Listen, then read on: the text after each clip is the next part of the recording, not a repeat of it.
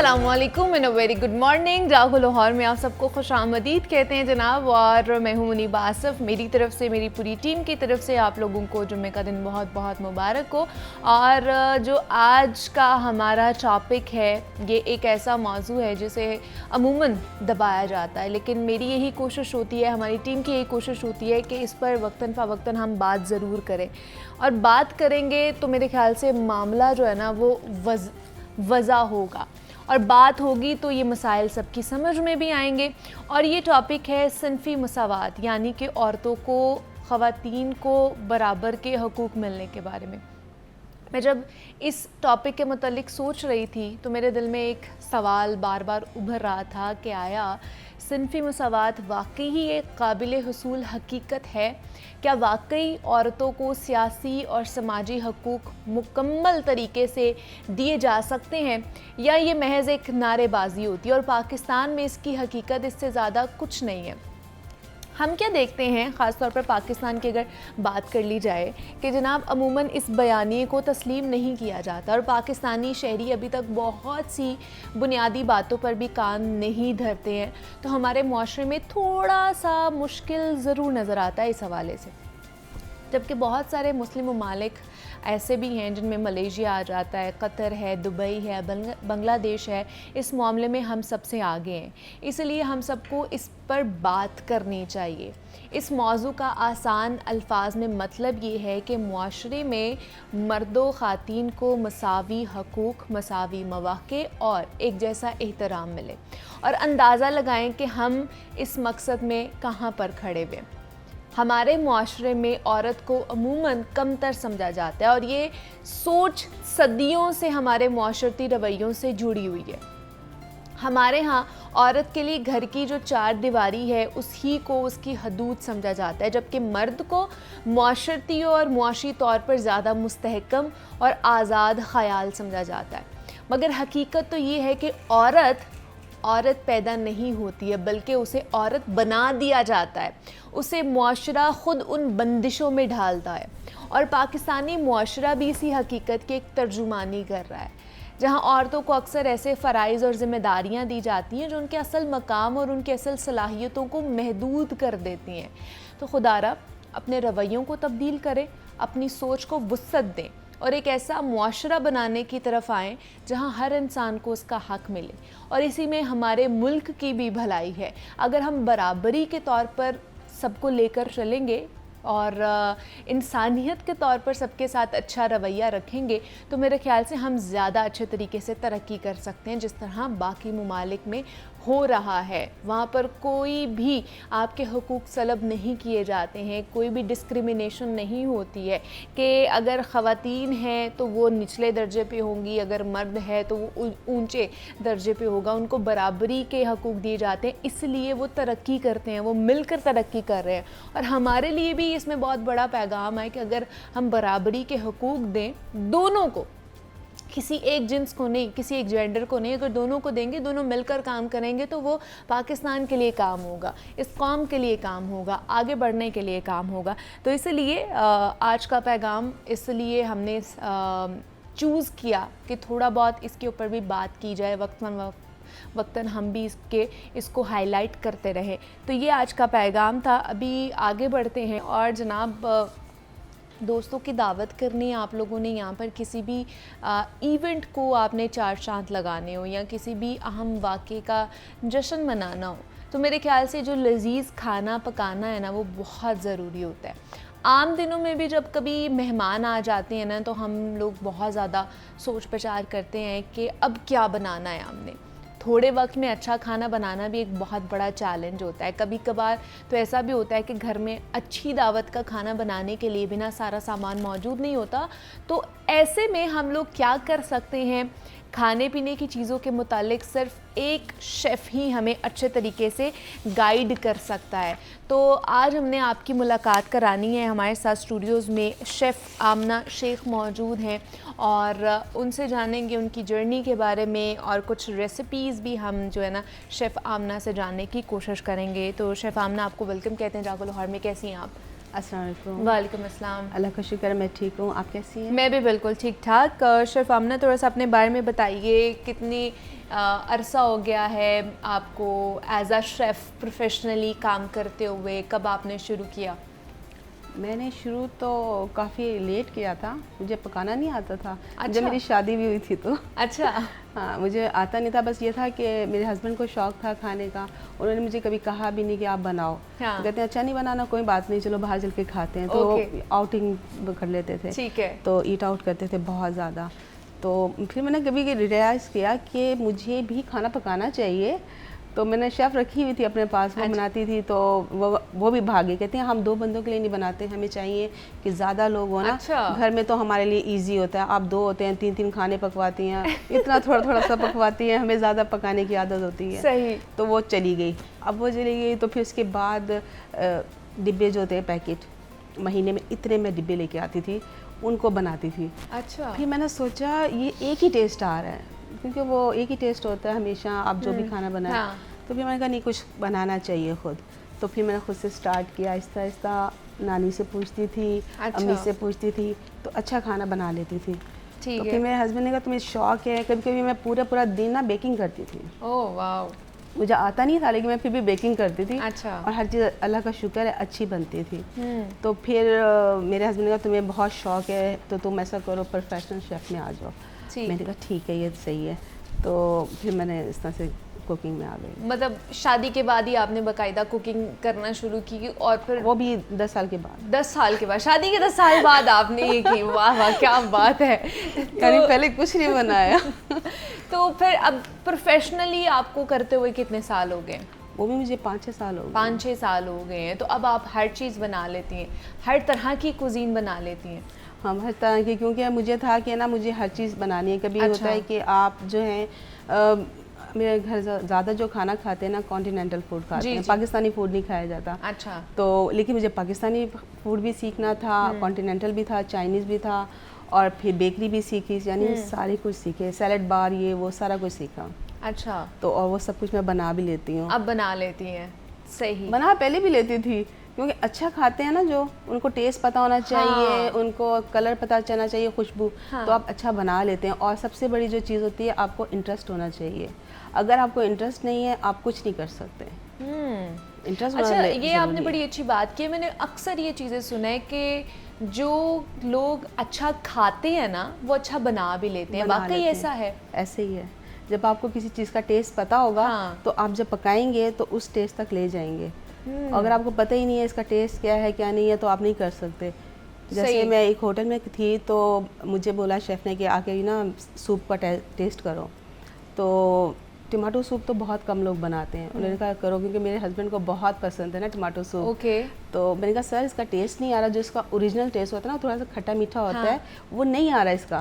तो उन्होंने कहा मेरी तरफ देखते रहे, कहते हैं अच्छा, डाला फिर से, कहते अब टेस्ट करो। मैंने कहा अभी भी नहीं आ रहा। अच्छा। फिर उन्होंने डाला, फिर कहते अच्छा अब टेस्ट करो। मैंने कहा हाँ अब थोड़ा सा आ रहा है। फिर मुझे देखते हैं, फिर टेस्ट किया, कहते हैं टेस्ट तुम्हें पता है? हाँ। तो यानी अगर आपको टेस्ट पता होगा तो आप अच्छे शेफ बन सकते हैं। अच्छा आप पका सकते हैं। पका सकते हैं। वाह जी वाह, क्या बात है। अच्छा मुझे बताइए, अब जैसे अब आप बड़े दावतों के हवाले से भी आपको पता है कि दावतें अगर घर में होती हैं तो वो ज़्यादा क्वांटिटी में घरों में खाना बनता है। तो जब इस तरह का कोई इवेंट हो जिसमें बहुत ज़्यादा क्वांटिटी का हमने खाना बनाना है, तो उनमें हमें सबसे पहले किन किन चीज़ों का ख्याल रखना चाहिए जब ज़्यादा क्वांटिटी में हम खाना बना रहे हैं? तो अगर आप प्रोफेशनली बना रहे हैं, हाँ। तो आपको सब कुछ पता होता है, आपने सब चीज़ें ले आते हैं, पहले से सारा अरेंज कर लेते हैं। और अगर घर की बात करते हैं, जैसे लेडीज़ घर में बनाती हैं, तो उनके लिए थोड़ा सा मुश्किल होता है। अगर उनको आदत होती है ना कि वो बनाएं, बल्क में खाना बना रही हैं, तो फिर वो इजीली बना लेंगी और उनको शौक़ होगा तो बना लेंगी, वरना अदरवाइज़ ये मुश्किल काम होता है। अच्छा। क्योंकि अगर घर में आप 3-4 लोगों के लिए बना रहे हैं और एकदम से ढेर सारे आपके गेस्ट आ गए, तो आपके लिए फिर बनाना मुश्किल हो जाता है। लेकिन अगर आपके लिए ऐसा नॉर्मल रूटीन है कि हफ्ते में 2-3 दफ़ा लोग आते हैं, तो फिर आप इजीली बना लेंगे, उसको हैंडल कर लेंगे। अब इसके साथ जैसे बहुत से लोग एग फ्राइड राइस या इस तरह के राइस खाते हैं, तो जब हम लोग घर में भी अगर चावल बना रहे होते हैं तो कभी कभी चावल ख़राब हो जाते हैं या बहुत ज़्यादा स्टिक हो जाते हैं या टूट जाते हैं।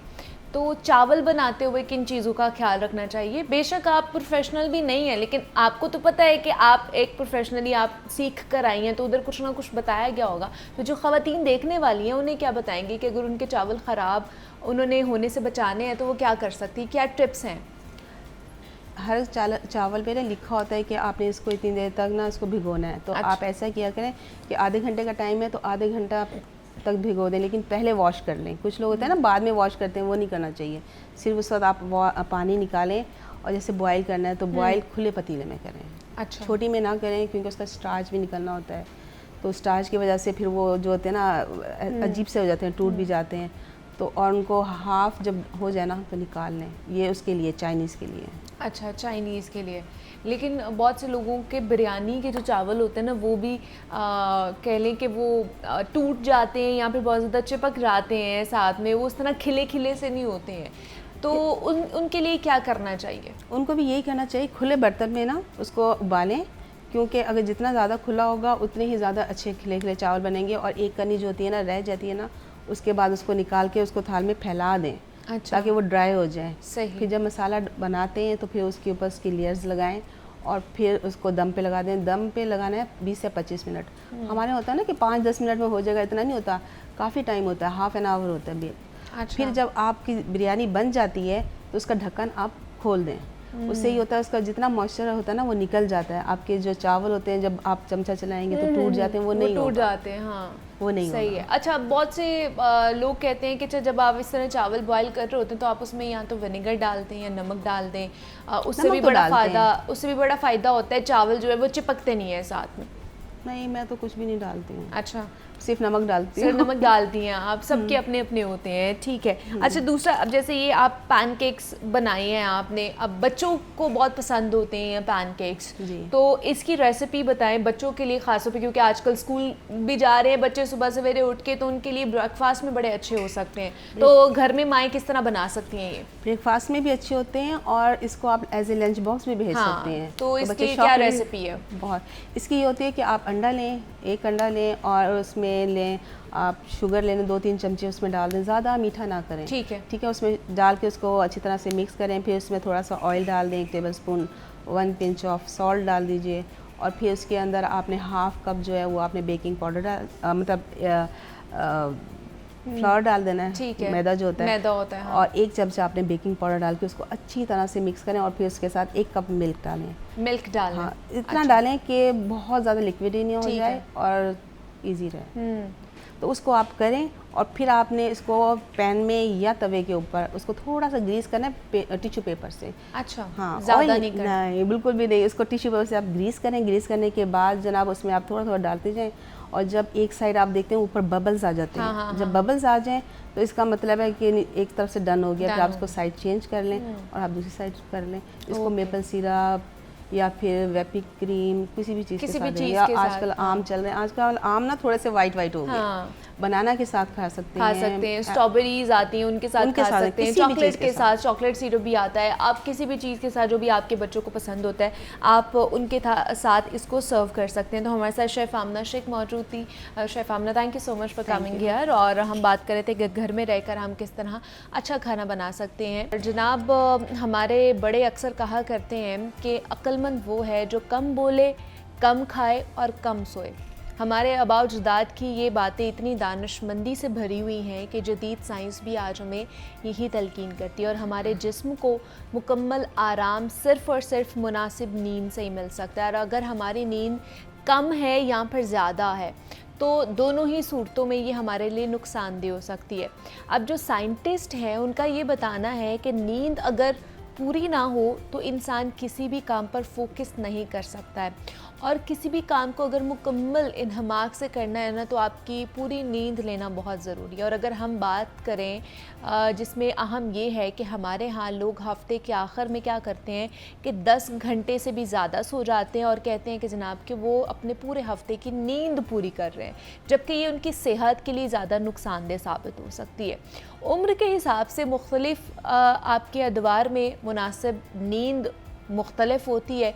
फिर नींद का हमारी ग़िज़ा से भी बड़ा अहम ताल्लुक़ होता है। आज हमने इसी पर बात करनी है और इसी पर बात करने के लिए दो मेहमान आज हमारे साथ मौजूद है जो हमें बताएंगे कि हम अपने स्लीप साइकिल को किस तरह बेहतर कर सकते हैं और नींद कौन कौन से बीमारियों से हमें बचाती है अगर हम जल्दी सोने की आदत जो है अपना लेते हैं। तो हमारे साथ डॉक्टर मिर्ज़ा अयूब साहब मौजूद है जो कि पल्मोनोलॉजिस्ट हैं। डॉक्टर साहब आपको वेलकम कहते हैं जागो लाहौर में। शुक्रिया। और उसके साथ साथ डॉक्टर अबीरा सलीम ने भी हमें ज्वाइन किया है जो कि क्लिनिकल न्यूट्रिशनिस्ट हैं। डॉक्टर अबीरा आपको भी वेलकम कहते हैं जागो लाहौर में। डॉक्टर साहब सबसे पहले आप ही की तरफ आऊँगी।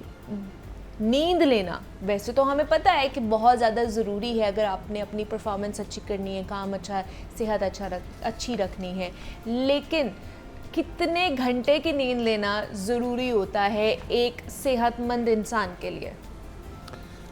जी शुक्रिया, आपने इस अहम मौजू पे बात करने के लिए यहाँ पर मुझे दावत दी। देखिए, जब बच्चा पैदा होता है तो हम देखते हैं कि वो तकरीबन दिन में 20 घंटे सोता है जी। तो जैसे जैसे हमारी उम्र बढ़ती है नींद कम हो जाती है, हमारा नींद का दौरानिया निस्बतन कम होता जाता है जी। अब बच्चा जो है वो 8 साल की उम्र में होता है तो उसकी नींद का ड्यूरेशन जो है वो तकरीबन 12 घंटे है।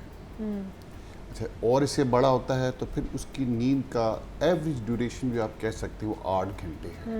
बिल्कुल। क्योंकि 50 साल की उम्र तक आपने 8 घंटे की नींद पूरी करनी है। अच्छा, 50 साल की उम्र 50 तक? साल की उम्र तक। उसके बाद में कुदरतन जो है वो आपका नींद का जो है वो ड्यूरेशन इससे कम हो जाती है, आप नींद नहीं ले सकते। तो उसमें 50 साल के बाद अगर आप 6 से 7 घंटे भी सो रहे हैं तो उतना सोना आपके लिए मुनासिब है। अच्छा, लेकिन बहुत से लोग हैं कहते हैं कि हम 8 घंटे की भी नींद ले लेते हैं लेकिन वो क्वालिटी वाली नींद नहीं आती है। अब ये क्वालिटी वाली नींद क्या है? जी देखिए, ये तो हमने नींद के ड्यूरेशन की बात की, लेकिन पहली बात तो ये है कि जब आप जाके बिस्तर पर लेटते हैं, ठीक है, तो लेटने से नींद आने में कितना टाइम लगता है, ठीक है, ये बड़ा इम्पोर्टेंट है। आमतौर पे लोग जब बिस्तर पे लेट जाते हैं तो वो कहते हैं कि हमने वो अपना ड्यूरेशन काउंट करना शुरू कर दिया। ओके, ठीक है। असल चीज़ ये है कि आपको नींद कब आई, और अमूमन ये होता है कि हम बिस्तर पे जाके लेटते हैं तो लेटने के बाद नींद आने में बाज़ औक़ात लोगों को 1 से 2 घंटे लग जाते हैं। तो उनका नींद का ड्यूरेशन फिर 8 घंटे नहीं रहता। ओके। उसके बाद में नींद को हम 2 हिस्सों में डिवाइड करते हैं। अल्लाह ताला का बनाया हुआ निज़ाम है। एक है जिसमें इंसान सोता है लेकिन उसमें उसको ख्वाब नहीं आते। जैसे इंसान सोएगा उसको नींद आ जाएगी, लेकिन उसके 3 घंटे गुजरने के बाद या 4 घंटे गुजरने के बाद उसकी बॉडी तो सो रही होगी, हाँ, लेकिन उसकी बॉडी के अंदर ऐसी मूवमेंट होगी जिसको हम रैपिड आई मूवमेंट स्लीप कहते हैं, रैम स्लीप कहते हैं। अच्छा। जिसमें उसकी आंखों की मूवमेंट भी तेज़ हो जाएगी, दिल की धड़कन तेज़ हो जाएगी और इंसान गहरे गहरे सांस लेता है। इसे हम आम ज़बान में कहते हैं कि जी बहुत गहरी नींद सो रहा था, मेरे मुंह से थूक निकल रहा था, और उसमें इंसान को फिर ख्वाब आते हैं। ओके। तो अगर आपकी नींद के अंदर ये रैम स्लीप या गहरे ख्वाब वाला अगर ये नहीं शामिल हिस्सा, तो तब भी आपकी नींद जो है वो हेल्दी नींद नहीं होगी। और ये हर इंसान जानता है, हमारे माशरे में लोग जानते हैं कि जब भी उनको जब ये गहरी नींद आती है, वो चाहे बाज़ औक़ात घंटे की हो, उसके बाद जब वो उठते हैं तो कहते हैं यार फ्रेश होते हैं। मैं फ्रेश हो गया। हाँ, बेशक, मैं फ्रेश हो गया। और अगर वो गहरी नींद ना आए ना तो फिर वो कहते हैं कि जी मैं बिस्तर पे पड़ा रहता हूँ, हाँ, लेकिन जो है ना सुबह उठता हूँ मैं फ्रेश नहीं होता हूँ। बेशक आप 8 घंटे क्यों ना पूरी नींद कर जी लें। 8 घंटे पूरी मतलब नींद इसका करें। मतलब है कि अगर आपको ख्वाब आते हैं डेली अगर आपको आ रहे हैं, और इसका मतलब है कि आप डीप स्लीप में हैं, ख्वाब आ रहे हैं, मुंह से थोड़ा थूक निकल रहा है हाँ। आपका, और आपकी जो है ना वो जब उठते हैं बॉडी जो है ना फिर आप फील करते हैं और Relaxed। आपको नींद से उठाना थोड़ा मुश्किल होता है, तो फिर इसका मतलब है कि आप जो है ना वो। और बहुत से लोग हैं जो, मतलब मेरे साथ भी ये होता है कि अगर रूम में कोई ठक ठक की आवाज़ है या दरवाज़ा खुल रहा है या कोई बाहर शोर मचा रहा है तो हमारी आंख खुल जाती है, इसका मतलब ये कच्ची नींद है हमारी, हम डीप स्लीप में नहीं जाते। डीप स्लीप में नहीं जाते। ओके, सही है। अब आ जाते हैं थोड़ा सा कि हमारे डाइट का कितना अमल दखल है कि जो हमें नींद नहीं आती है। बहुत से लोग कहते हैं जी हमें नींद नहीं आती है, हम बिस्तर पे पड़े भी रहते हैं बट हमें नींद का दौरानिया उस तरह बेहतर नहीं होता है, डीप स्लीप नहीं होती। तो कितना ताल्लुक़ है हमारी डाइट का और हमारी नींद का? सबसे पहले थैंक यू फॉर इनवाइटिंग। और द सेकंड थिंग इज़ जिस तरह लाइक नींद की बात की, डॉक्टर साहब ने बहुत अच्छा बताया, एक्सप्लेन किया, लेकिन एज सच जैसे हम दूसरे एक्सपेक्ट पे बात करते हैं कि हमारी डाइट इतनी रिलेटेड है हमारी हेल्थ से या हमारी एजिंग से या बहुत सारे दूसरे एक्सपेक्ट से, उसी तरह हमारी डाइट हमारी नींद से भी बहुत ज़्यादा रिलेटेड है। जैसे आपने बात की कि नींद नहीं आती या अच्छी नींद नहीं आ रही होती, तो उसका डाइट से क्या लिंक है? उसमें ये है, आज मैं पहले भी काफ़ी दफ़ा कहती हूँ कि हमारा मॉडर्न लाइफस्टाइल जो है वो बहुत ज़्यादा इम्पेक्ट करता है हमारी इस तरह की चीज़ों पे, लाइक इंसोमेनिया हो जाना, नींद का ना आना, अच्छा नींद का ना आना।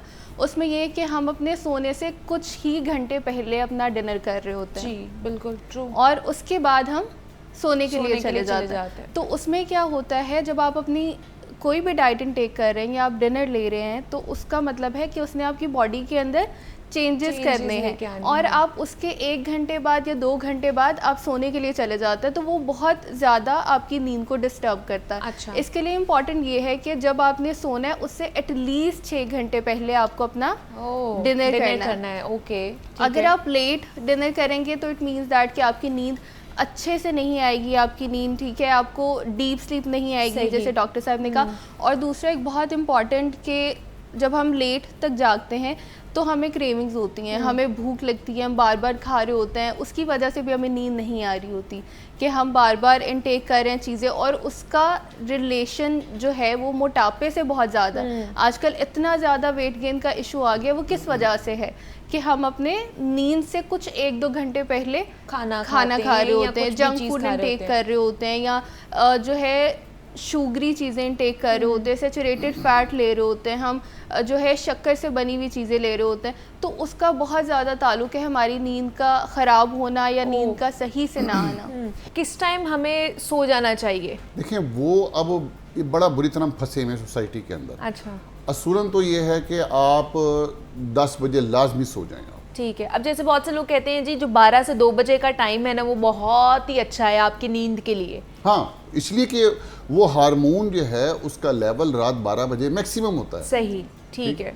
तो आपको रात 10 बजे सो जाना चाहिए। ठीक है। और सुबह जैसी होती है फजर के टाइम उसका जो है वो लेवल कम हो जाता है, उस टाइम आपको उठ जाना चाहिए। लेकिन होता ये है कि हम रात 12 बजे सोने की कोशिश करते हैं और सोते सोते 2 बज जाते हैं और सुबह पे। अच्छा, रात को जल्दी सोने से मैं ये भी कह रही हूँ कि ये भी इंक्लूड कर लें, रात को जल्दी सोने से हम कौन कौन सी बीमारियों से, ये 2 ऐसी कौन सी बड़ी बीमारियां हैं जिनसे हम बच सकते हैं सिर्फ रात को जल्दी सोने से? जी, सबसे बड़ी शुगर, ठीक है, दूसरा ब्लड प्रेशर। और जब ये दोनों बीमारियां आपको हो जाती हैं फिर आपको फॉलेज आ जाता है, हार्ट अटैक होता है। तो इसलिए आप इन बीमारियों से बच सकते हैं कि रात को जल्दी सो के लेकिन सुबह भी जल्दी उठने से। अच्छा, जैसे बहुत से लोग कहते हैं कि रात को गर्म दूध पीने से भी आपको नींद अच्छी आती है, वाकई? जी, हमने ये लास्ट टाइम भी एक रेमेडी मैंने डिस्कस की थी कि हम जो है रात में 1 गिलास या आधा कप दूध, उसके अंदर अ पिंच ऑफ टर्मरिक, हल्दी के, और 3 से 4 कतरे जो है वो आलमंड ऑयल के, और उसके साथ आप 3 से 4 बादाम ले सकते हैं। बादाम का ये है कि वो आपके बेली फैट को रिड्यूस करती है, तो आपके डायबिटीज़ के रिस्क जो हैं वो भी कम होते हैं, या मोटापे के रिस्क हैं वो भी कम होते हैं। तो ये भी एक इफेक्टिव चीज़ है जो आपकी नींद को अच्छा करती है, बेहतर कर सकती है कि रात को आप ये पी सकते हैं। अच्छा, दूसरा डॉक्टर साहब, ये जो बहुत से लोग हैं जिनको नींद नहीं आती, नींद का प्रॉब्लम होता है या डीप स्लीप नहीं आती, तो वो स्लीपिंग पिल्स का भी इस्तेमाल कर रहे होते हैं, इसका क्या नुकसान हो सकता है? देखिए, ये अब कुछ लोगों को साथ नफसियाती बीमारी होती है जिसे हम कहते हैं एंग्जाइटी न्यूरोसिस। ठीक है। और कुछ लोगों को डिप्रेशन होती है। ठीक है। जो एंग्जाइटी वाले मरीज़ हैं उनको तो रात को नींद ही नहीं आएगी जी। जो डिप्रेशन वाले मरीज़ हैं उनको ये होगा कि वो सो जाएंगे लेकिन सोने के बाद डीप स्लीप में जाने से पहले उनकी आँख खुल जाएगी। तो अब इन बीमारियों को ट्रीट करने के लिए आपको जो आपका साइकेट्रिस्ट है वो कुछ अद्वियात देता है। अगर वो अद्वियात किसी साइकेट्रिस्ट के मशवरे पे इस्तेमाल की जाए और एक मुनासिब हद तक इस्तेमाल की जाए तो फिर तो वो मुनासिब है। लेकिन यहाँ पे अब सारे खुद ही साइकाट्रिस्ट बन गए हुए हैं, खुद ही से ओवर द खुद ही काउंटर से। जाके वो मेडिसिन लेके जी, खरीद जी, के जी। और खा रहे हैं। तो उसमें यह है कि ये गोलियां, पहली बात तो है आपको इनका नशा हो जाएगा। अच्छा, पहले आप आधी गोली से आपको फ़र्क पड़ जाएगा, फिर आपको एक गोली खानी पड़ेगी, फिर सही। आपको एक गोली से भी नींद नहीं आएगी, फिर आपको 2, 3 और 4, बाज़ लोग तो ऐसे भी हैं जो कि 6 गोलियां खा के सोते हैं रात ओ हो को। इस हद तक जो है ना उनकी जो है ना वो ये डिपेंडेंसी डेवलप हो गई होती है।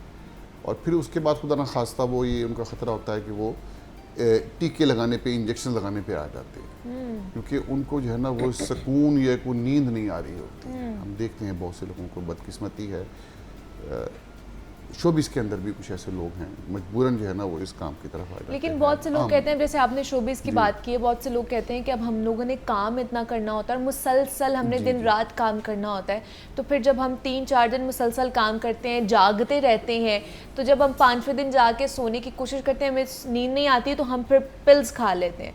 तो फिर ये जो मुसलसल जागना भी आपके लिए कितना नुकसानदेह हो सकता है? जी जी, मुसलसल जागने से देखें आपके जिस्म को एक रेस्ट चाहिए।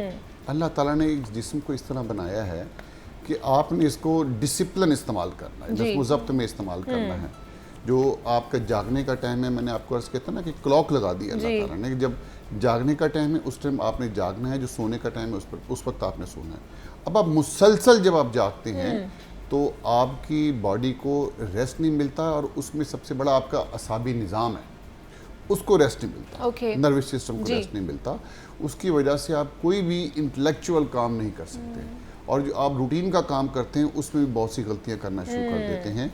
और फिर इसके बाद में आपको ज़्यादा जागने से भी आपके अंदर स्ट्रेस पैदा होता है, स्ट्रेस हार्मोन रिलीज होते हैं। Okay. और वो फिर हमें शुगर, ब्लड प्रेशर और दिल के मरीज और फॉलेज की तरफ लेके जाते हैं। मतलब ज़्यादा जागना भी और ज़्यादा नींद लेना भी इवन दो के जी। नुकसानदेह हो सकता है। अब ज़्यादा नींद ठीक का है। मैं आपको अर्ज कर दूं कि एक बड़ी इंटरेस्टिंग बात है कि जब आपकी उम्र 50 साल हो जाती है, जी, आप किसी भी प्रोफेशन में हो, तो आप थोड़े से उसमें अब कहते हैं यार अब मैंने जो सीखना था, जो स्किल हासिल करना था, हासिल कर लिया, अब मुझे मज़ीद कोई कोशिश करने की, कुछ पढ़ने की, कुछ नया सीखने की ज़रूरत नहीं है। इसकी वजह से होता ये है कि हमारा जो दिमाग है वो आहिस्ता आहिस्ता सिकुड़ना शुरू हो जाता है उम्र के साथ, तो- जिसे हम अल्जाइमर कहते हैं। ठीक है। तो आप अगर इस 50 ईयर के बाद कोई नया काम सीखना शुरू कर दें, कोई नया स्किल हासिल करना ठीक शुरू है। कर दें, कोई लैंग्वेज अगर सीखना शुरू कर दें, तो आपकी वो बीमारी जो अल्जाइमर है वो कम हो जाती वो है। कम हो जाती है, उसका इम्कान ख़त्म हो जाता है। इम्कान जो है वो ख़त्म हो जाता है। क्या बात है, ये भी बड़ी एक अच्छी चीज़ है कि अगर आप कुछ नया करना शुरू कर देते हैं तो आप मुख्तलिफ बीमारियों से, यहाँ पर ख़ासतौर पर अल्जाइमर की बीमारी, जिसको भूलने की बीमारी भी कहा जाता है, उससे बच सकते हैं। हमारे साथ डॉक्टर मिर्ज़ा अयूब साहब मौजूद थे, डॉक्टर अबीरा मौजूद थी। आप दोनों का बहुत शुक्रिया। हम स्लीप साइकिल के हवाले से बात करते हैं, यहाँ पे लेते हैं ब्रेक, मिलते हैं इस ब्रेक के बाद।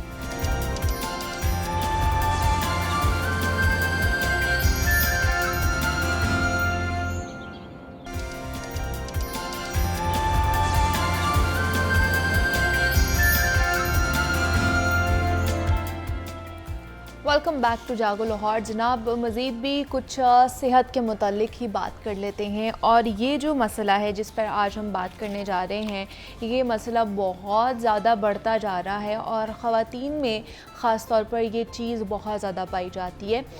वेरिकोस वेन्स, या जिसे हम डीप वेन थर्मोसिस कहते हैं, ये बीमारी आजकल बहुत आम हो चुकी है, जिसमें आपके निचले धड़ की जो शरेआनें हैं वो फूलकर नीले रंग की हो जाती हैं या इकट्ठी हो जाती हैं, और ये आम तौर पर खड़े होकर काम करने वाले अफराद में ज़रूर पाया जाता है। टीचर्स, दर्जी या फिर ऑपरेशंस ड्यूटी देने वाले अफराद इसका शिकार होते हैं, और दिल के अमराज और शुगर जैसे मर्ज़ में मुब्तला अफराद भी इसका शिकार हो सकते हैं। इस हवाले से आज आगाही लेंगे कि ये दर हकीकत है क्या, और इससे हमने बचना कैसे है, और क्या ये डिज़ीज़ है या ये एक कंडीशन है, इसको बेहतर किस तरह किया जा सकता है। तो इस पर बात करने के लिए हमारे साथ डॉक्टर हमज़ा बुखारी मौजूद हैं, जो कि होम्योपैथिक स्पेशलिस्ट हैं। डॉक्टर साहब, आपको वेलकम कहते हैं जागो लाहौर में। कैसे हैं आप? जी अल्हम्दुलिल्लाह, जी बिस्मिल्लाहिर्रहमानिर्रहीम, अल्हम्दुलिल्लाह, अल्लाह का शुक्र।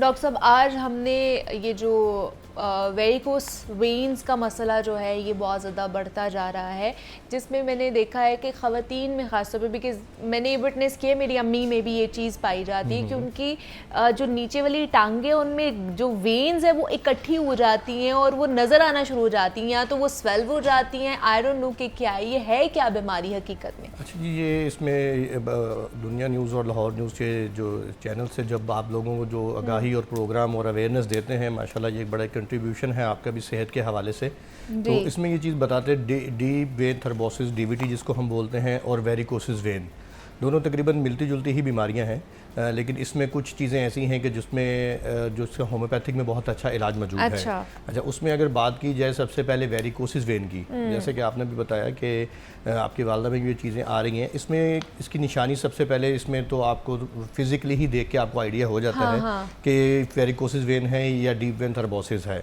इसमें ये होता है कि पर्पल कलर्स की वेन्स जो हैं ये आपके स्पेशली जो आपका नी है इसकी बैक साइड के ऊपर इकट्ठी होती हैं, ठीक है, और एक गुच्छा सा बन जाता है, और उसके बाद ये पिंडलियों में और पाँव के निचले वाले से एड़ी के वाले हिस्से में जो है ये चीज़ आना शुरू हो जाती है। इसको वेरिकोसिस वेन बोलते हैं। अच्छा, अब इससे होता है क्या है कि टांगों में हर टाइम एक बेचैनी सी रहती है, एक दर्द रहता है और खिंचाव सा रहता है। अच्छा, मोस्टली जो पेशेंट हमारे पास आते हैं वो ये कहते हैं, डॉक्टर साहब हमारे जो हैं घुटनों में बहुत दर्द है, चलने में बड़ी दुश्वारी है। अच्छा। इवन कि जब स्कैन करवाए या हिस्ट्री ली जाती तो फिर पता चलता है कि घुटने तो इनके माशाल्लाह बिल्कुल सेहतमंद हैं, इनकी टांगों में जो पानी की मिकदार है बहुत ज़्यादा हुई है।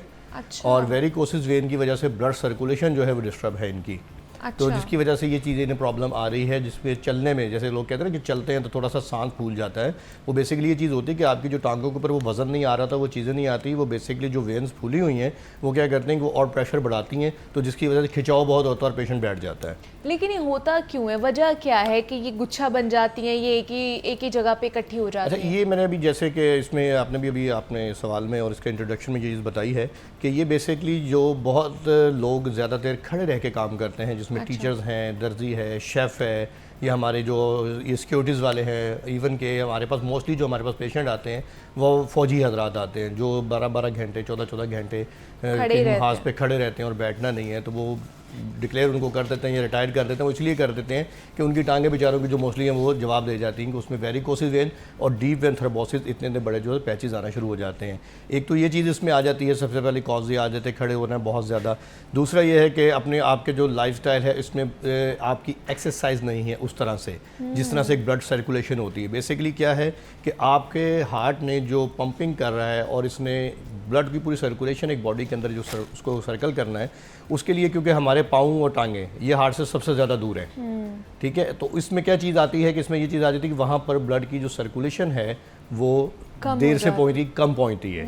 अच्छा, उसमें जब कम पहुँचेगी और आप उसमें क्योंकि ग्रेविटी है, अब ब्लड ने वापस ऊपर हार्ट की तरफ आना है, उसके लिए क्या चीज़ चाहिए, आपको एक्सरसाइज चाहिए, आपको वॉक चाहिए। इसमें कोई आपको वो जिम या ऐसी कोई चीज़ नहीं है, जितनी आप आसानी से हो सके उतनी आप वॉक कर लेंगे तो वो आपके लिए बेहतर है। आपकी टांगें जो हैं जिस पे हरकत में रहेंगी तो ज़ाहिर बात है ये चीज़ें, ये थ्रोम्बोसिस जो है ये नहीं बनेंगे। अच्छा, ख़वातीन में ये सबसे ज़्यादा बीमारी इसलिए पाई जाती है कि डिलीवरी के बाद नेचुरली तौर के ऊपर ये चीज़ें कुदरती तौर पे मोस्टली ये 70 to 80% ख़वातीन में ये चीज़ बन जाती है। अच्छा। और उसके लिए फ़र्दर वो पूरी ज़िंदगी जो है, ये बाज़ लोग तो अगर वो इलाज या तवज्जो नहीं करें तो पूरी ज़िंदगी उनको ऐसे इसके साथ गुजारना पड़ता है या सर्जरी की तरफ जाना पड़ता है। तो अगर किसी को कोई बता दे कि जिसको होम्योपैथिक से जिसको शफा मिली थी तो वो लोग फिर होम्योपैथिक ट्रीटमेंट करवाते हैं और अल्लाह पाक उनको शफा दे देता है। ये तो इसकी कुछ कॉजेज़ आ रही है। अच्छा, अब इसमें एक कॉज जो मेन जो हमारे पास कॉज आ रही है, जैसे एक पेशेंट हमारे पास कल आए, मैंने उनका सारा एग्जामिन किया तो उनकी टांगें बिल्कुल ब्लैक हुई थी, नीचे वाला हिस्सा घुटने से लेके पाँव तक बिल्कुल ब्लैक है और उसमें से खून रिस रहा है और पीप रिस रही है। और वो उनसे सिर्फ ये पूछा जी क्या होना चाहिए, मुझे ना शुगर है ना कोई बीमारी है, मैं जी एक्सरसाइज भी इतनी कोई नहीं है। अच्छा, जब उनकी रिपोर्ट्स देखी जाती हैं तो वो डायबिटिक भी थे, लेकिन उन्होंने कहा नहीं जी मेरी डायबिटिक नहीं है। जब रिपोर्ट देखी तो उसमें वो चीज़ें आ रही हैं। अच्छा, उसके बाद फिर उनकी जब फर्दर उनकी इन्वेस्टिगेशन की, उनकी हार्ट की रिपोर्टें चेक करवाई तो उसमें उनकी जो हार्ट है EF जिसको हम एक बोलते हैं एक्शन फंक्शन, उसमें उनकी जो थी वो 35% आ रही है। हार्ट की जो पंपिंग कमज़ोर है, वीक है। अच्छा। अब वो उससे पहले अपने गुर्दों के डॉक्टर के पास भी जा रहे हैं, अपने पल्मोनोलॉजिस्ट के पास भी, लंग्स के डॉक्टर के पास भी जा रहे हैं और स्किन के डॉक्टर के पास भी जा रहे हैं। जब 2-3 साल हो गए हैं जब इन डॉक्टर्स ने सब उनको अपनी दवाइयाँ दे दी, सब कुछ कर लिया, उनको फ़र्क नहीं पड़ रहा, तो उसमें किसी डॉक्टर ने उनको अभी तक हार्ट के लिए वो चीज़ डिक्लेयर नहीं की कि आपने हार्ट का अपना टेस्ट करवाना है कि नहीं करवाना, क्योंकि जिस भी शोबे पास जाएंगे वो अपनी ही चीज़ों तो को डायग्नोज करेगा, वो ये नहीं कहेगा आप उसकी तरफ चले जाएं। अब उनके जब हार्ट के टेस्ट को देखा गया तो पता चला कि उनके जो हार्ट के मसल्स हैं वो सिर्फ 30% काम कर रहे हैं। अब उसमें उनके वॉल्व ठीक हैं, उनके सब ठीक है, लेकिन मसल जो है वो वीक है, क्योंकि हार्ट की जो एक पंपिंग है ये हमारी ये चीज़ चलती है, लेकिन उन पेशेंट की क्या चल रही है, ये चीज़ चल रही है। अब उसमें फिर वही चीज़ आ गई कि अब जब हार्ट आपका वीक है, आप उसकी ब्लड सर्कुलेशन अच्छे तरीके से नहीं करेगी तो वो ब्लड को सर्कुलेट नहीं कर पाएगा।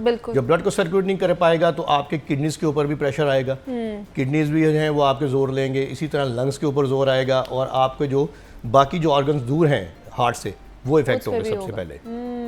ये बेसिकली कुछ कॉजेज़ आ जाती हैं कि इसकी कॉजेज़ क्या आ रही हैं, डीप वेन थ्रोम्बोसिस की और वेरिकोसिस वेन की, ये इसमें ये चीज़ें आ जाती हैं। और इसमें जब सर्जरी में लोग मोस्टली इसमें सर्जरी करवाते हैं तो लेकिन वो भी इतनी कोई सक्सेसफुल, मैंने तो अपने पेशेंट्स हमारे पास जो आते हैं चंद एक ऐसे होंगे कि सक्सेसफुल हैं, बाकी होम्योपैथिक में अल्हम्दुलिल्लाह इसका बड़ा अच्छा ट्रीटमेंट है और लोग बड़ा इससे शफायाब हो रहे हैं, चलते हैं। उसमें कुछ एहतियात भी हैं, कुछ चीज़ें ऐसी हैं जिनको हम फॉलो करके अगर चलते हैं तो अल्लाह पाक इस बीमारी से जो है वो शफा दे सकता है। अच्छा, ये जो दोनों बीमारियां अलग हैं या दोनों बीमारियां सिमिलर हैं? नहीं, देखिए सिमिलर हैं बेसिकली, इसको सिमिलर हम कहेंगे क्योंकि डीप वेन थ्रोम्बोसिस जो है इसमें क्लॉट्स बनना शुरू हो जाते हैं। इसमें जब आप टांगों का अल्ट्रासाउंड करवाते हैं उसमें, तो उसमें वो चीज़ आपको पता चल जाती है कि बाज़ पेशेंट के अंदर जो है वो क्लॉट आ रहा होता है। अगर वो क्लॉट आ रहा हो वो ज़्यादा डेफिनेटली वो ख़तरनाक है। अब क्लॉट अगर ट्रैवल करता है तो वो किसी भी जगह आपके ब्रेन में जाके रुक सकता है, आपके हार्ट में रुक सकता है, किसी भी जगह पे जाके वो चीज़ इसमें जो है वो डिस्टर्बेंस पैदा कर सकता है, जिससे किसी भी ना किसी किस्म की जो बीमारी है वो हो सकती है। तो इसमें जो वेरिकोसिस वेन है ये तो बहुत जल्दी कवर हो जाती हैं विद इन 2 या 3 मंथ मैक्सिमम, और जो डीप वेन थ्रोम्बोसिस है इसको कम से कम 3 से 6 माह लगते हैं। लेकिन पेशेंट जो है वो हमेशा के लिए अल्हम्दुलिल्लाह जो वो बिल्कुल उसमें सेटिस्फाई हो जाता है। और अगर ये वर्स्ट हो जाए तो क्या लोग चलने फिरने से भी जा सकते हैं? नहीं, डेफिनेटली लोगों को तो यहाँ तक इसमें नौबत आई है कि लोगों के जो है वो पाँव काट दी, टांग काट दी जाती हैं इसी वजह से कि वो इतनी ब्लीडिंग इतनी होती है और उसका इन्फेक्शन इतना फैल जाता है कि वो फिर ख़तरा होता है कि बाकी बॉडी के अंदर भी जो है वो आपको तंग करेगा जाके। तो उसमें वो चीज़ें तो इसी तरह आती हैं ना। शुगर का पेशेंट क्यों उसके पाँव या उसकी वो चीज़ें क्यों काटते हैं? क्यों कि जब आपकी जो शुगर की वजह से जो आपकी बारीक वेन है सबसे ज़्यादा वो इफ़ेक्ट करती हैं। उसमें आंखें आ गई, उसमें पाँव की आ गई, क्योंकि दूर चीज़ है ना, तो इफेक्ट होता है, ज़ख्म होता है, कीड़ी चढ़ रही है, सेंसिटिविटी ख़त्म हो जाती है, सेंसरी इशूज़ आ जाते हैं कि आपको नहीं पता आपके पाँव के ऊपर कील लग गया, कोई चोट लग गई, तो वो आपको पता नहीं चलता। तो वो जब पता चलता है उस टाइम तक काम बहुत ख़राब हो जाता है। तो हील क्यों नहीं हो रहे होते शुगर के मरीज़ के ज़ख्म? इसलिए नहीं हील हो रहे होते कि आप उसको जब देखते हैं तो वो काम बहुत ज़्यादा ख़राब हो जाता है। क्योंकि हमारे यहाँ पर एक अलमिया है कि लोग अपनी सेहत के ऊपर ना तो ख्याल करते हैं और ना पैसा खर्चते हैं कि नहीं जी हमें बस ठीक है जो काम चल रहा है उसको चलाते रहे। फिर ये जो वेरिकोसिस वाले पेशेंट हैं वो किस तरह की एक्सरसाइज या क्या कर सकते हैं? एक तो चले ट्रीटमेंट तो करा रहे हैं, मेडिसिन तो खा रहे हैं, लेकिन साथ साथ वो क्या एक्सरसाइज करें या ना करें? नहीं, एक्सरसाइज उसमें मैं बता रहा हूँ वॉक इनके लिए बड़ी अच्छी ज़रूरी है। वॉक अच्छी है इनके अच्छा, लिए। अब जैसे ही एक पेशेंट है वो करता है जैसे 50 मीटर चला या 20 मीटर चला, वो कहता नहीं जी मुझसे तो नहीं होती। भाई आज आप 30 मीटर चल रहे हैं, कल आप 40 चलेंगे, परसों 60 चलेंगे, 100 चलेंगे। इस तरह से आपकी जो एक स्टेमिना है, आपकी जो एक कुव्वत है वो चीज़ बेहतर होगी। लेकिन बात वहीं पर आ जाती है कि अगर आप अपनी आपको सेहतमंद रखना चाह रहे हैं, अगर तो आप वक्ती तौर पे पेन किलर या कोई ऐसी दवाइयात खा रहे हैं कि जिससे आप ये कहें कि ठीक है जी वक्ती तौर पे मैं इसको खा लेता हूँ और उससे बेहतर हो जाएगा, तो वो तो फिर आप एक टाइम पास कर रहे हैं ना। तो टाइम पास करने का मकसद यही है कि आप चीज़ों को जो है ना वो क्योर नहीं कर रहे हैं, बस आप अपने जो सिम्टम उसको आप इग्नोर कर रहे हैं। अच्छा, दूसरा, अब जैसे आपने कहा कि ख़वातीन में ये चीज़ ज़्यादा पाई जाती है, ख़वातीन में अब नौजवान नस्ल से ही, मतलब हम जैसे टीनेज होते हैं हील्स पहनना हम शुरू कर देते हैं, तो क्या हील्स ज़्यादा जिसका इस्तेमाल किया जाता है उसकी वजह से भी ये हो सकता है इन फ्यूचर आफ्टर 40 आफ्टर 50? नहीं, हील्स में जो है हील सबसे पहले जो इफेक्ट करती है वो आपके लंबर स्पाइन को इफेक्ट करती है, आपकी हड्डियों को। आप ये देखें कि मोस्टली जो कॉमन आपको एक बीमारी या एक चीज़ जो सबसे पहले मिलेगी ना ख़वातीन में, वो ये मिलेगी कि उनको एक ही शिकायत होगी कि मेरे पाँव दर्द करते हैं, मेरी टांगें दर्द करती हैं, मेरी कमर दर्द करती है। हाँ जी। अच्छा, अब मुझे नहीं पता आपने जूता कैसा पहना होगा, ठीक है? हील पहनी हुई। आप किसी भी खातून का, किसी भी लड़की का आप जूता देख लें, वो जूता ऐसे ही होता है कि जैसे आप नंगे पाँव चल रहे हैं।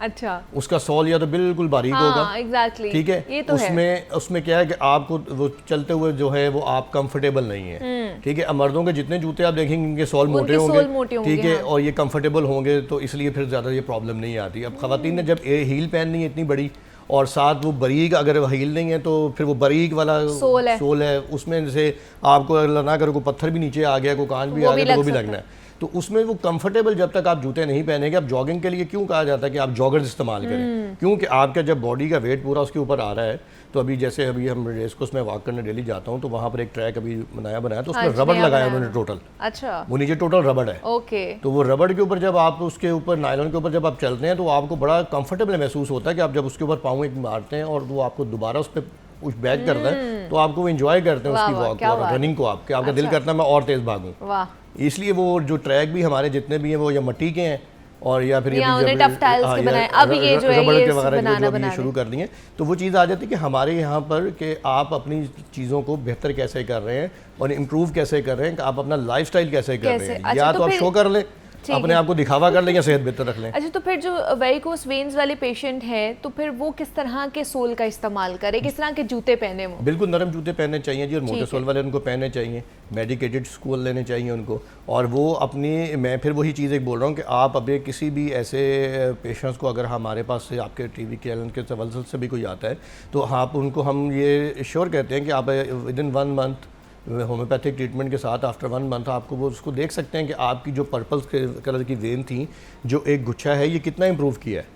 ये जो एक बिल्कुल बना हुआ था, सर्कल बना हुआ था, जैसे बच्चे वो कांटे वगैरह मार देते हैं, गोल कर देते हैं, तो आप वो देखें कि आफ्टर 1 मंथ वो चीज़ें जो हैं वो आपकी कितनी डिजॉल्व हुई हैं और कितनी कम हुई हैं। तो ये हमारी जो होम्योपैथिक तरीका इलाज है, इससे बड़ी अच्छी तरीके से हम लोगों को जो है इससे अवेयर भी कर सकते हैं और लोगों को शफा भी मिल जाती है, और कोई किसी किस्म का बहुत ज़्यादा ख़र्चा भी नहीं है, और इसमें कोई सर्जरी नहीं है, कोई ऐसी चीज़ नहीं है कि आपको बहुत ज़्यादा सर्जरी करवाने के बाद कोई महीना 2 महीने आपको बेड रेस्ट करना पड़ता है, ऐसी कोई चीज़ें नहीं है। तो एहतियात, इलाज और एक्सरसाइज, जब इन चीज़ों को लेकर चलते हैं तो आप कोई भी किसी भी किस्म की बीमारी है उससे जो है ना वो शिफा मिल सकती है। और मैं फिर आपके चैनल के तवस्सुल से उन बहनों से, उन ख़वातीन से ये रिक्वेस्ट करता हूँ या उनको एक मैसेज देता हूँ कि जो लोग प्रोग्राम सुन रहे हैं, कि आपके नज़र में कोई भी ऐसी खातून हो जो ये चीज़ समझती हैं कि आफ्टर द डिलीवरी उनकी टांगें सूज गई हैं, उसमें क्लॉट्स बनना शुरू हो गए हैं, उसके अंदर वो उसमें जो है वो डीप वेन थ्रोम्बोसिस आ रहे हैं, तो खुदारा उसके ऊपर कोई आप टूट के या नुस्खे ऐसे इस्तेमाल ना करें। अब जैसे आप कह रहे हैं आफ्टर डिलीवरी, तो क्या ये फिर अब जैसे टीन एज में या फिर आफ्टर 20 या 30 भी फिर ये चीज़ हो सकती है? जी हो सकती है, होती है, डेफिनेटली। हमारे पास कितने ऐसे पेशेंट पाकिस्तान से बाहर से बहुत पेशेंट आते हैं। अभी उसमें वही उन्होंने कहा नहीं जी ये तो आपका यहाँ से सर्जरी की जाएगी, यहाँ सर्जरी की जाएगी, हाँ। तो वो आप कितनी सर्जरी करेंगे मुझे बताएं ना, कितनी सर्जरी का। अब जैसे लाइपोमा के पेशेंट हमारे पास आते हैं, अब लाइपोमा क्या, एक फैट डिपॉजिट है, चर्बी के गिल्टी है, ठीक है। अब वो पेशेंट्स को यहाँ भी है, यहाँ भी है, यहाँ भी है, टांगों में भी है, उसकी थाइज में भी है, बाजुओं में भी है। तो अगर वो आप दूसरी तरीके इलाज में जाए, वो तो उनके पास है सर्जरी, तो आप कितनी सर्जरी करेंगे उसकी। तो अगर वही आज पेशेंट 3 या 4 महीने होम्योपैथिक अद्वियात खा लेता है तो डेफिनेटली लाइपोमा से उसकी जान छूट जाती है। और ये जो डीप वेन थ्रोम्बोसिस जिसको हम बोल रहे हैं, तो अगर यही जो थ्रोम्बोसिस बन रहे हैं, तो अगर आप इसको कैरी करते हैं, डेफिनेटली आप टीन एज हैं और आपको नहीं इतनी नॉलेज नहीं है, नॉलेज भी नहीं है, और आपको इतनी बीमारी भी नहीं है, आपको इतना ज़्यादा महसूस भी नहीं हो रहा है कि मुझे कोई प्रॉब्लम है, क्योंकि बंदा कहता है ना चल ठीक है कोई बात नहीं, आज नहीं तो कल ठीक हो जाएगा, कल नहीं तो परसों ठीक हो जाएगा, पेन किलर खा ली, तो उसमें उसके क्या होगा कि आपकी जो बीमारी है ये मज़ीद ख़राबी की तरफ जाती रहेगी। सही। जब मज़ीद ख़राबी की तरफ जाएगी तो फिर बाज़ दफ़ा स्टेजेस पे ऐसी स्टेजेस पे आके तो कोई भी पैथी जो है आपका ट्रीटमेंट आपको नहीं कर सकती, होम्योपैथिक भी उसमें कुछ भी नहीं कर सकती, एलोपैथिक कोई भी सिस्टम इलाज आपको जो है वो शफा नहीं दे सकता। उसका हल फिर यही है कि अल्लाह ना करे कि आपको अपनी जो टांगों से महरूम होना पड़ सकता है, सर्जरी की तरफ जाना पड़ सकता है। तो ये बहुत सारी कॉम्प्लिकेशंस आ सकती हैं। तो इसलिए अपनी डाइट का ख्याल रखें, अपने जो एक्सरसाइज का ख़ास तौर पर ख्याल रखें, और जो लोग इसका शिकार हो चुके हैं इस बीमारी का, वो लोग एक्सरसाइज करें, या फिर डॉक्टर साहब से रब्ता भी कर सकते हैं। डॉक्टर हमजा बुखारी हमारे साथ मौजूद है। डॉक्टर साहब बहुत शुक्रिया आपके वक्त का कि आप यहाँ पर आए। यहाँ पर लेते हैं ब्रेक, मिलते हैं इस ब्रेक के बाद।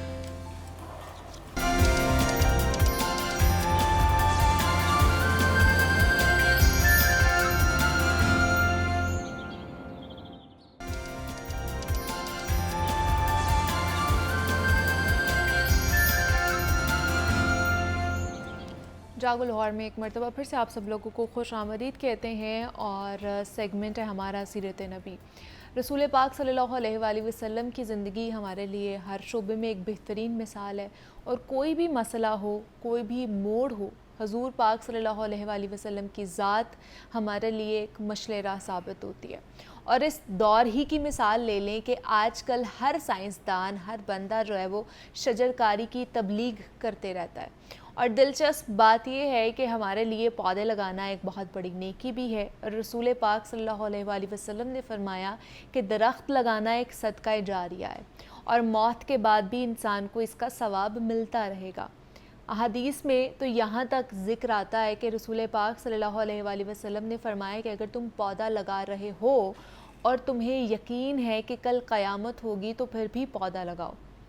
आप इस हदीस मुबारका से अंदाज़ा लगा सकते हैं कि दीन इस्लाम में शजरकारी किस कदर नेकी का काम है और शजरकारी की अहमियत, उसकी फ़जीलत और ख़ास तौर पर ये जो जदीद दौर में हम रह रहे हैं इसमें इसकी ज़रूरत पर हमने आज बात करनी है। और इस पर बात करने के लिए डॉक्टर पी तारिक शरीफजादा साहब हमारे साथ स्टूडियोज़ में मौजूद हैं, मारूफ सीरत स्कॉलर हैं। डॉक्टर साहब आपको वेलकम कहते हैं जागो लाहौर में। कैसे हैं आप? अल्हम्दुलिल्लाह, अल्लाह का एहसान।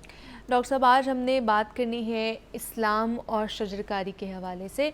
तो वैसे तो अब बहुत से लोगों को पता चल गया है कि शजरकारी करना या प्लांटेशन करना, दरख्त लगाना, पौधे लगाना बहुत ज़रूरी है कि हमने अपने माहौल को साफ़ सुथरा रखना है। लेकिन कुरान पाक में या दीन इस्लाम में हमें ये तब जब हुजूर पाक सल्लल्लाहु अलैहि वसल्लम की ज़िंदगी से हमें किस तरह की तालीमात मिलती हैं? बिस्मिल्लाह रब्बी मोहम्मद करीम अलैहिस्सलातु तस्लीम। सबसे पहले तो यादावरी का शुक्रिया। और आजकल का जो सीज़न है मौसम बहार का, हम जानते हैं कि पाकिस्तान के अंदर भी शजरकारी के हवाले से 2 सीज़न जो हैं स्पेशली सेलिब्रेट किए जाते हैं बाकायदा। और उसमें पहला जो सीज़न है वो तो हम जानते हैं कि मार्च और अप्रैल के महीने में, और फिर ये जो सितंबर और अक्टूबर जो है, और किसी हद तक अगस्त भी जो है वो उसका हिस्सा हुआ करता है, लेकिन सितंबर और अक्टूबर जो है उसमें बिल एहतमाम जब बारिशों का सीज़न हुआ करता है, गोया ज़मीन जो है उस वक्त सबसे ज़्यादा मुआफ़िक हालत में होती है जब उसके अंदर दरख्त लगाया जाता है। अच्छा। अब ये जो दरख्त लगाने का अमल है ये इतना अल्लाह के यहाँ पसंदीदा है और रसूलुल्लाह सल्लल्लाहु अलैहि वसल्लम की तालीमात में इसके हवाले से इतनी हौसला अफजाई पाई जाती है, इतनी तरगीब दिलाई जाती है, इस पर इतना ज़्यादा ज़ोर दिया गया है कि आप इससे अंदाज़ा लगाएं कि सरकार दो आलम सल्लल्लाहु अलैहि वसल्लम ने बंदा मोमिन की मिसाल एक दरख्त जैसी दी है। सही बुखारी की हदीस है, सरकार दो आलम सल्लल्लाहु अलैहि वसल्लम ने फरमाया कि बंदा मोमिन जो है उसकी मिसाल ऐसी है जैसा एक ऐसा दरख्त जिसके पत्ते ना गिरते हों, यानी जिसका फ़ायदा जो है वो मुस्तकिल होता रहे, जिसका फ़ायदा जो है वो दायमी हो, ज़्यादा देर तक रहने वाला हो।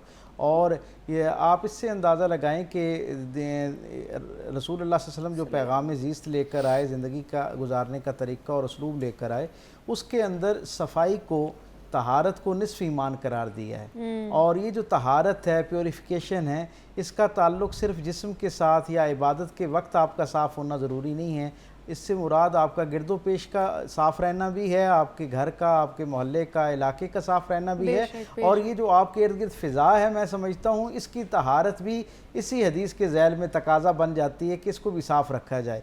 और अल्लाह के यहाँ यानी नापसंदीदा तरीन लोगों में वो लोग शुमार हैं जो ज़मीन पर फ़साद कायम करने का बायस बनते हैं। और सूरह बकरा में अल्लाह रब्बुल इज़्ज़त ने फ़साद फैलाने वालों की जो 2 निशानियाँ बयान की हैं, उनमें एक निशानी ये की है कि वो इंसानों की नस्ल कुशी करते हैं और दूसरा वो फसलों को बर्बाद करते हैं। अच्छा। तो यानी अल्लाह की नज़र में वो जो फसलों को बर्बाद करना है, दरख्तों को काटना है, उनको इस्तेमाल करना है, वो भी फ़साद फैलाने। यानी फ़साद किस चीज़ का नाम है? अरबी में फ़साद से मुराद अल्लाह का वो जो फितरी निज़ाम है उसको, उसमें मुदाखलत करना और उसको बिगाड़ना, अच्छा। उसकी शक्ल को ख़राब करने की कोशिश करना, वो फ़साद कहलाता है। और फिर अल्लाह ये फरमाता है कि अल्लाह ना फ़साद को पसंद फरमाता है और ना फ़साद करने वालों को पसंद फरमाता है। तो इससे अंदाज़ा होता है गोया मुझ तक अल्लाह के कलाम की इस आयत का जो मफ़हूम है वो ये पहुँचा कि जैसे ज़मीन के ऊपर बाकी मामलात में फ़साद से गुरेज़ करना है, यानी अल्लाह की नापसंदगी से दूर रहने के लिए फ़साद से अपने आप को दूर रखना है, उसी तरह फ़सलों को काटने का जो अमल है वो भी अल्लाह के यहाँ इतना नापसंदीदा है, दरख्तों को काटने का अमल इतना अल्लाह के यहाँ नापसंदीदा है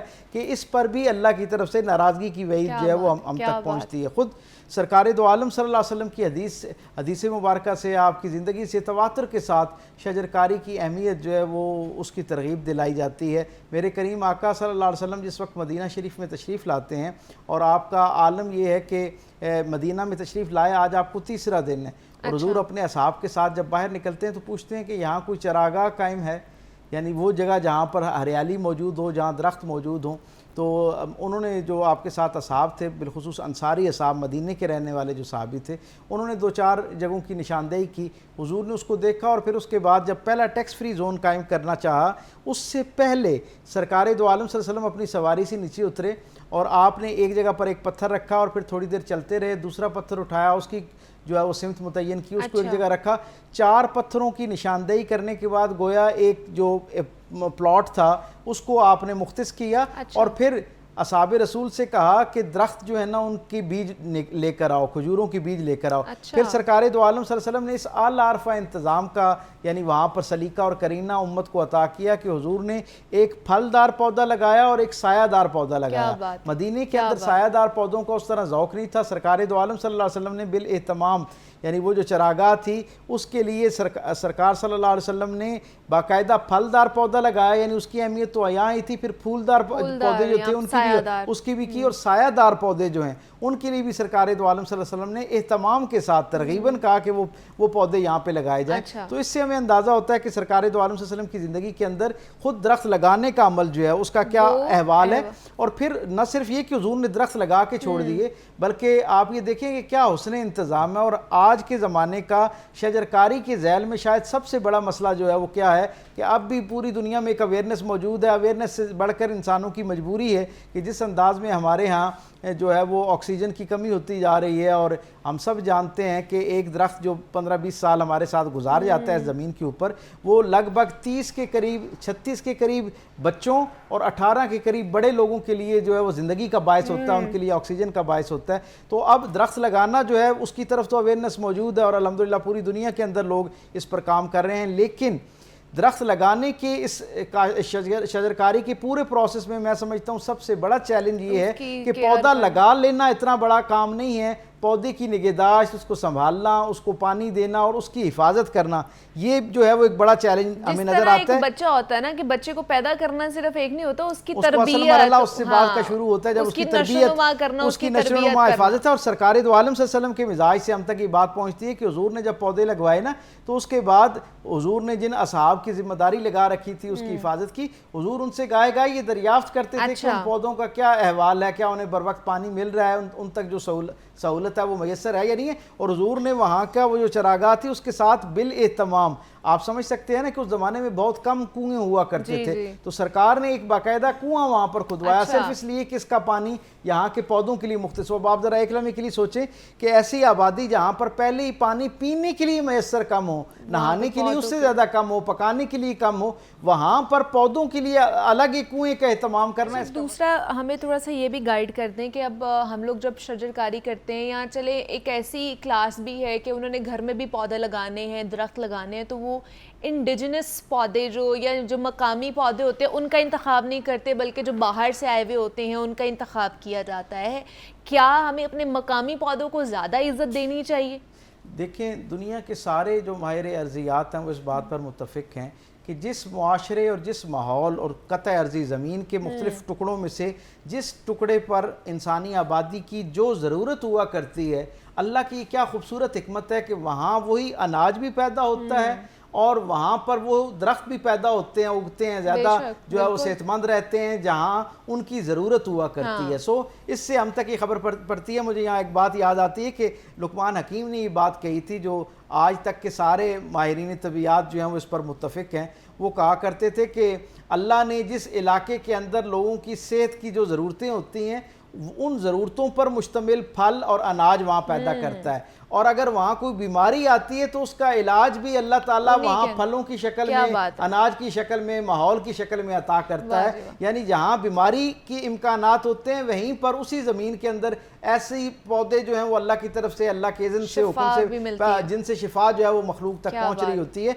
सो हमें जो हमारे मकामी पौधे हैं, हमारे आलमी असल में ये है कि हम कोई भी काम जो करते हैं उसके अंदर एक शो ऑफ का पहलू होना शुरू हो जाता है, नमूदो नुमाइश हो जाती है, और फिर इससे अगले दर्जे का जो आर्जा, जो मर्ज हमें लाक हो जाता है वो ये होता है कि हमारे यहाँ स्टेटस सिंबल के नाम पर एक दूसरे पर अपनी बर्तरी साबित करने के हवाले से हम कुछ नया और मुनफरिद करना चाह रहे होते हैं, ताकि हम लोगों को कहें कि काम तो हम भी आप जैसा ही कर रहे हैं, लेकिन हमारे काम में इनफरादियत है, ये काम गोया आपसे ज्यादा महंगा काम। आप लिबास से लेकर गाड़ियों और घरों की तामीरात के अंदाज तक आप देखें ना, उसमें हमारे यहाँ वो जो जदीद दुनिया उसकी एक अंधी तकलीद पाई जाती है। भाई जो खैर वहाँ मौजूद है उसे भी इख्तियार करना चाहिए, लेकिन वो जो फितरी खैर इस ज़मीन के साथ अल्लाह ने हमारे लिए वाबस्ता कर रखा है, जो हमारे लिए अल्लाह ने बतौर अमानत ज़मीन के सुपुर्द किया है, हमें उससे ज़्यादा इक्तसाब फैज़ करने की कोशिश करनी चाहिए। सो यहाँ पर भी वो पौधे लगाने चाहिए और उनकी हौसला अफजाई करनी चाहिए जो जिनका खमीर इस धरती से निकला है।